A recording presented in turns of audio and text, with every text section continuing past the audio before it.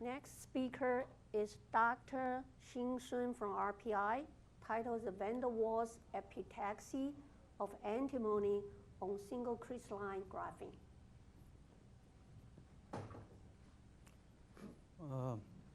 Good afternoon, everyone. My name is Xin Sun. I work for Center for Materials, Devices, and Integrated Systems at RPI. Today I'm going to share a few slides regarding the project of Van der Waals epitaxy of ultrathin antimony on single crystal graphene. So Van der Waals epitaxy is a concept of epitaxy using the Van der Waals force to hold together over layers and the substrates. So that's a big difference from conventional chemical epitaxy, where you use the chemical bonding to lock the interface. So in a typical Van der Waals epitaxy system, it involves 2D materials, which has no surface dangling bonds. So there will be no chemical bonding at the interface. And because of this feature, it is expected that there will be a relieved interface string, which will be good for device. And also, as shown by this schematics, people can imagine putting together a very complex system in a layer-by-layer fashion to make a very interesting system for example, the superconducting complex oxides. Another big feature of this Van der Waals epitaxy or Van der Waals hydrostructure is 2D materials is very easy to transfer. So this has significance for the development of flexible electronics. So in this talk, I'm going to show a Van der Waals epitaxy system we developed using antimony as the overlayer. Antimony in bulk form is a semi-metal. Its crystal structure is like hexagonal. Along the C direction, it's stacked by crystal planes in sequence. And in this direction, there is no chemical bonding. So you can easily exfoliate a single layer antimony, just like you can exfoliate graphene from graphite. For the monolayer antimony, density function theory has predicted that it becomes a semiconductor if the thickness of this antimony is just one layer. And what's even more interesting is that if you can adjust the thickness of string in this antimony, you can potentially change the band gap and the topological phase transition in this material. That's why this material has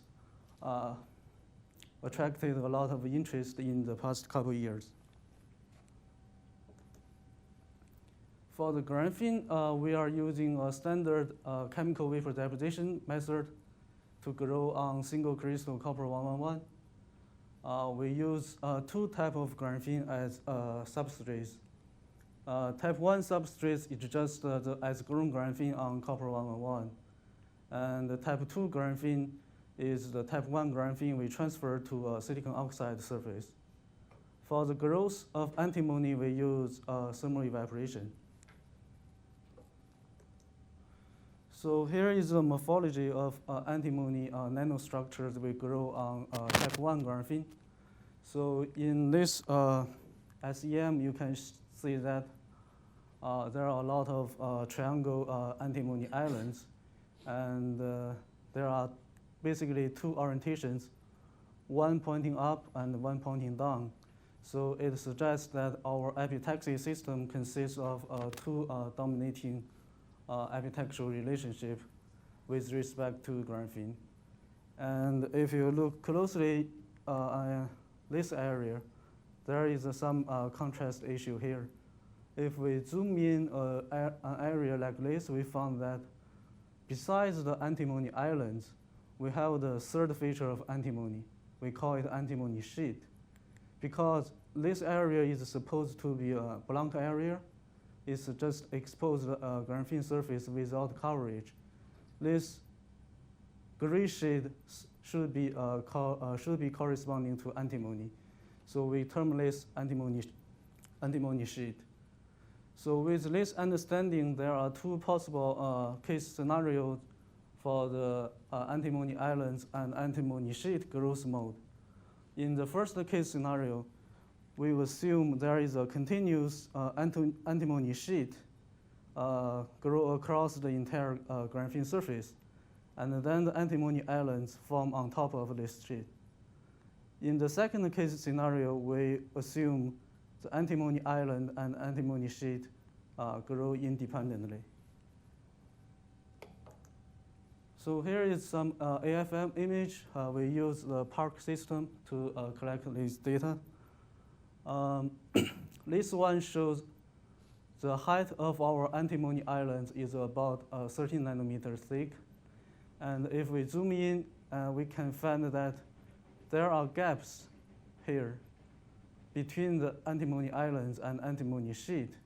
So this is the kind of evidence suggests us that there are these two nanostructures grow independently on the graphene surface.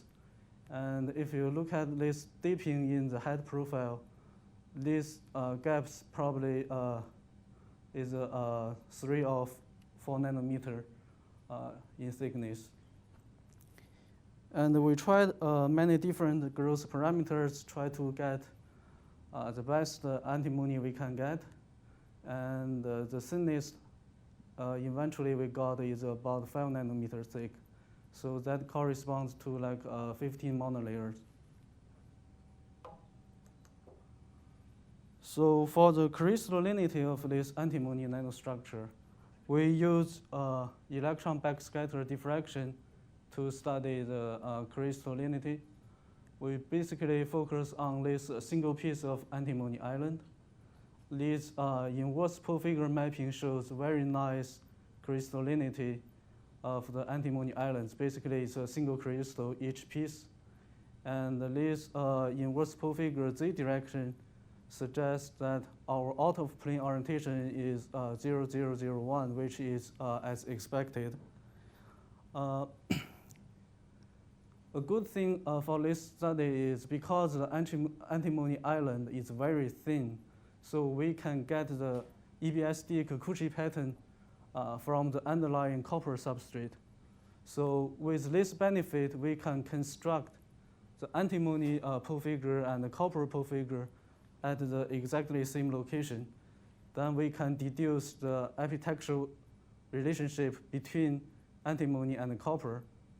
And because graphene is known epitaxially grown on copper 111, so we can sort of indirectly deduce the epitaxial alignment relationship between antimony and graphene.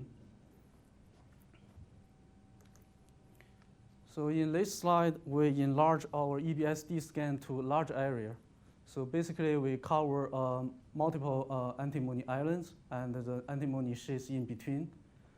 This inverse pole figure mapping shows us two important information. The first one is we indeed have this antimony sheet in between the islands, because otherwise those areas will be dark under the EBSD scan. The second thing is we found the antimony islands, either up pointing or down pointing, or the antimony sheet, they are characterized with different orientations. Otherwise, they should be in the same color code. So using this EBSD pole figure, we can reveal that there are 3 orientation domains from this area. And the 2 antimony islands are rotate 180 degrees, which is very obvious. The interesting part is that we found that the antimony sheet is rotate 90 degrees with respect to the antimony islands. So with this information, we can deduce the epitaxial alignment of antimony islands and antimony sheets on graphene lattice. We found this is to scale the real lattice of antimony and graphene. And we found that in the antimony island alignment, we can fit the antimony atom nicely into the carbon ring of graphene. But for this alignment of antimony sheet, the orientation is not very favorable in terms of lattice match. We also tried antimony growth on type 2 graphene. Basically, there is no copper underlying graphene. And we only end up with antimony islands in those EBSD scan. So there is no antimony sheets. So with this information, we conclude that the reason for forming antimony sheet is because of the remote effect from copper. Even though there is a graphene is sandwiched between copper and antimony, they still kind of interact to each other. I will skip it too. So in summary, we have shown the van der Waals epitaxy of two-dimensional antimony on graphene. On type 1 graphene, which is sitting on copper 111 surface, we found 3 antimony features, and we use EBSD to review the epitaxial alignment of antimony with respect to graphene and copper. On type 2 graphene, which is transferred to silicon oxide surface, we only found antimony islands without antimony sheets. So we conclude that the antimony sheets is a product of interaction between antimony and copper. I would like to thank my co-authors for this project and the financial support from New York State and the Rensselaer Presidential Fellowship. Any questions?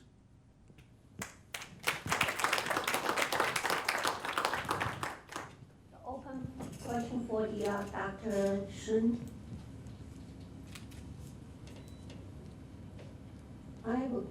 Please. I think I might just be confused about what van der Waals epitaxy is, but how, if the van der Waals interactions are so weak, what's orienting one film on top of another? Like, what gives it a preferred directionality? Yeah, that's a good question. By weak interaction, I mean compared to the chemical bonding, but there is still force there. So the van der Waals force is strong enough to align the overlayers to substrates. For example, the naturally exist graphite. Graphite is AB stacking. It's not randomly. It's aligned in a certain way, even though it's a van der Waals force. So just a follow-up question on that. So you basically from your conclusion, it looks like the copper has a major role for the symposium deposition on top of the graphene, right? Yes. So if that is the van der Waals force, so what's the, because van der Waals force could be very weak, not very weak, but if you have an interlayer of graphene, then the major force will be applied to graphene and the top layer, right? And the driving force of your van der Waals force is between your substrate and the top growing the layer, or between the graphene or the top layer. So I'm kind of cannot understand, like. Also, van der Waals force is between the graphene and the top layer.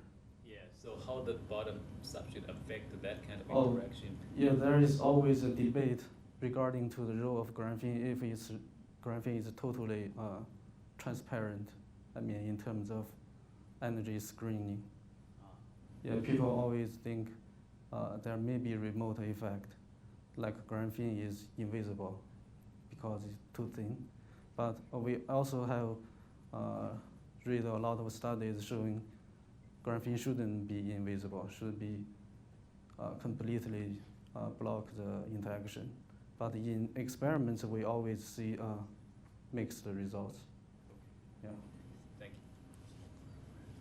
you. Any other questions? If not, let's thank Dr. Sun.